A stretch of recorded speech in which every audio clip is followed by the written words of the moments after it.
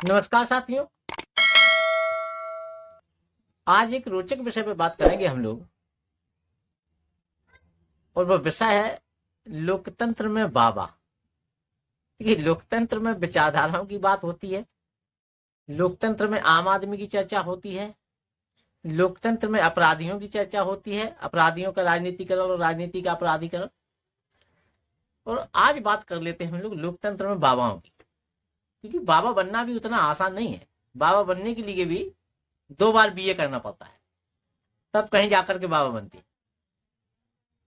तो बाबाओं की भूमिका से क्यों ये लोकतंत्र अछूता रह जाए, आज इसी पे चर्चा कर लेते हैं थोड़ा बहुत। नेक्स्ट टॉपिक में हम लोग अपने जो हमारा चल रहा है सीरीज, उसी पे बात करेंगे। देखिए, लोकतंत्र 3 बेसिक एलिमेंट्स पर खड़ा हुआ है। Of the people, for the people, by the people. जो दुनिया में रेडिकल चेंजेस लाए हैं, इस बाय द पीपल ने लाए, क्योंकि ऑफ द पीपल और फॉर द पीपल ये पहले भी हुआ करता था। राजतंत्र में भी था ये of the people for the people, जनता का जनता के लिए। अशोक अकबर किसी दूसरे के लिए शासन नहीं करते, अशोक अकबर भी जनता के लिए ही शासन करते थे। तो of the people for the people ये राजतंत्र में भी मौजूद था। जो बाय द पीपल है, इसने दुनिया में रेडिकल चेंजेस लाए, और बाय द पीपल ने ही अल्टीमेटली पावर सौंप दी है जनता को। तो लोकतंत्र में एक प्रकार से जनता का जनता के लिए, जनता के द्वारा स्थापित शासन प्रणाली। तो सोर्स ऑफ द पावर कौन है इसमें? जनता। जनता सरकार चुनती है। कैसे चुनती है? क्योंकि उसके पास राइट टू वोट का अधिकार है। वोट का पावर जनता के पास है। जिसको जनता वोट करेगी, जिस पॉलिटिकल पार्टी को के पास में बहुमत होगा, उसकी सरकार बनेगी। तो वोट का जो पावर है, ये लोकतंत्र में सबसे महत्वपूर्ण भूमिका रखता है। अब देखिए, लोकतंत्र का एक महत्वपूर्ण गुण है एक व्यक्ति एक वोट है, लेकिन वास्तविकता इससे उलट है। वास्तविकता जस्ट इससे उल्टी है। कैसे उल्टी है? एक व्यक्ति के पास में 10,000 वोट हैं, एक व्यक्ति के पास में 1,00,000 वोट हैं, एक व्यक्ति के पास में 10 लाख वोट हैं। कैसे? देखिए, पहले क्या होता था? पहले आजादी के बाद में जो पॉलिटिकल पार्टी के नेता होते थे, ये घर घर जाकर के वोट मांगने का काम करते थे। इसके पश्चात धीरे धीरे लगभग 60-70 के दशक में वोट डालने के लिए अपराधियों का सहारा लिया जाने लगा। और जो अपराधी ये अपने क्षेत्र विशेष के दादा या भाई वगैरह होते थे, जिनका अपने क्षेत्र में वर्चस्व होता था, और ये जनता को डरा धमका करके अपनी जिस चहेती पॉलिटिकल पार्टी से लोग जुड़े होते थे, उस तक वोट पहुंचवा देते थे। तो एक दादा के पास में उसके पूरे क्षेत्र का वोट हो गया, एक भाई के पास में उसके पूरे क्षेत्र का वोट हो गया। अब धीरे धीरे क्या होगा? इस प्रकार से देखिए, जब ये अपराधी लोग जनता को डरा धमका करके, दादा और भाई लोग जनता को डरा धमका करके वोट पहुंचाने लगे, तो धीरे धीरे इनका वर्चस्व बढ़ा और राजनीति में अपराधीकरण बढ़ा। अब धीरे धीरे क्या होगा? आगे चल करके इनके मन में ही ये धारणा पैदा हो गई कि जब हम ही जो वोट है, लोकतंत्र ने जो वोट का पावर जनता को सौंपा है, तो वोट डलवाने के लिए मैं ही रेस्पॉन्सिबल हूं, मैं ही इस क्षेत्र का दादा हूं, मैं ही इस क्षेत्र का भाई हूं, सारे वोटों पर मेरा ही कब्जा है, मेरा ही नियंत्रण है। तो क्यों ना मैं ही जो है सरकार बन जाऊं। तो आगे चल करके धीरे धीरे यही लोग चुनाव लड़ने लगे और सत्ता में पहुंचने लगे। इस प्रकार से पहले राजनीति में अपराधीकरण बढ़ा, बाद में अपराधियों का ही राजनीतिकरण होने लगा। आज लोकतंत्र का बाबाकरण हो रहा है।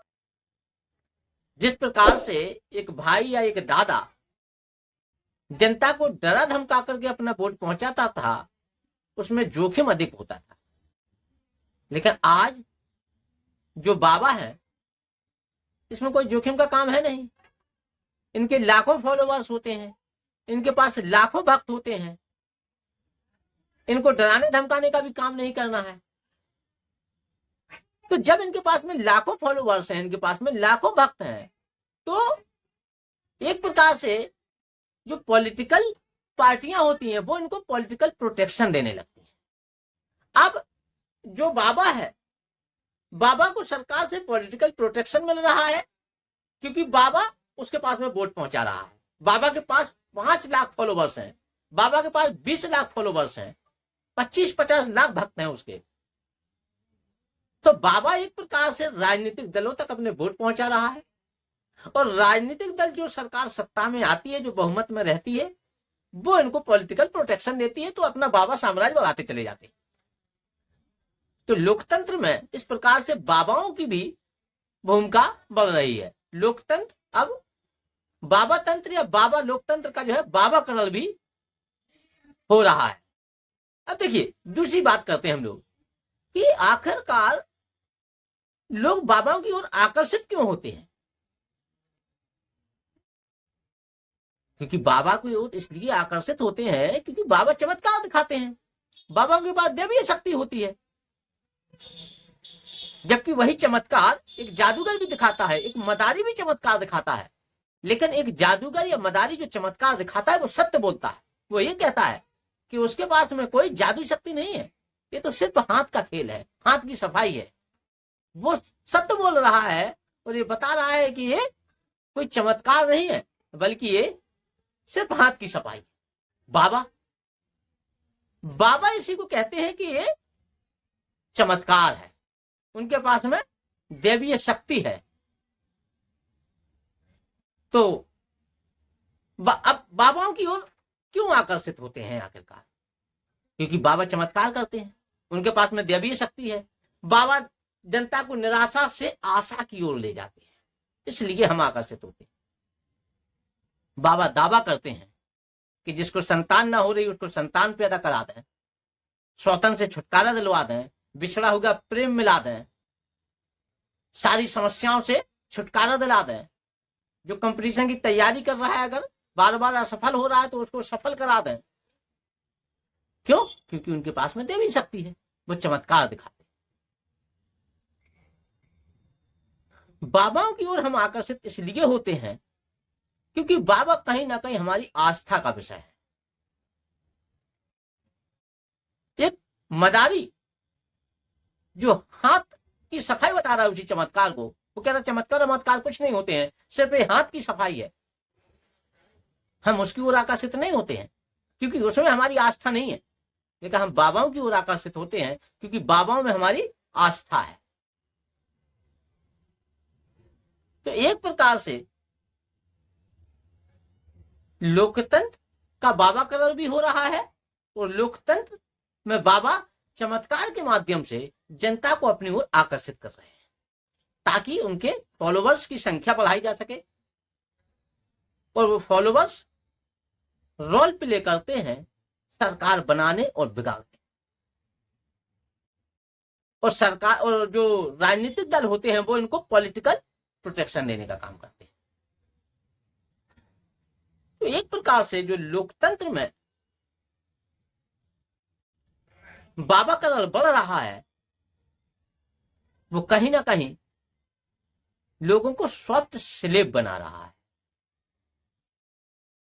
सॉफ्ट स्लेव की वजह से आज जो उनकी तर्क शक्ति है, वो तर्क शक्ति कहीं ना कहीं कमजोर हुई है। लेकिन आस्थाएं 2 प्रकार की होती हैं, एक बौद्धिक आस्था, एक पाखंडी आस्था। बौद्धिक आस्था वो आस्था जिसको हम तर्क से खारिज कर सकते हैं। जैसे पहले चेचक को हम मानते थे कि एक दैवी प्रकोप है, लेकिन आज चेचक सिर्फ हमारे लिए एक बीमारी बन करके रह गया है। आज हम उसको दैवी प्रकोप नहीं मानते, क्योंकि तर्क से ये बात खारिज हो चुकी है कि चेचक दैवी प्रकोप नहीं वरन एक बीमारी है। दूसरी ओर कर्मकांडी आस्था, पाखंडी आस्था। मान लीजिए आपने कंप्यूटर साइंस में मास्टर डिग्री हासिल कर ली। कंप्यूटर साइंस में मास्टर डिग्री हासिल करने के बाद यदि बिल्ली आपका रास्ता काट जाए और आपके अंदर साहस नहीं है आगे कदम बढ़ाने का, तो वो डिग्री किसी काम की नहीं है।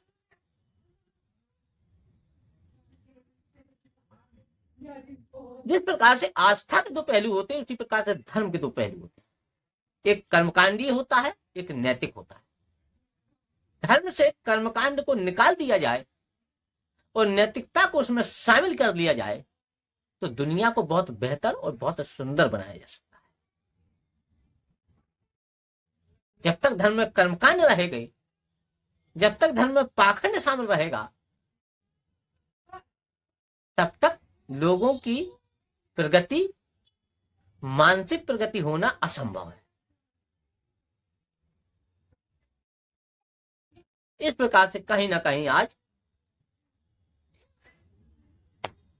बाबाओं की भूमिका पर भी लोकतंत्र में चर्चा होने लगी है। ये आज हम लोगों ने बात की, छोटी सी बात है कि किस तरीके से लोकतंत्र में बाबाओं की भूमिका बढ़ रही है और इसका क्या नुकसान है। आज के लिए इतना ही, धन्यवाद।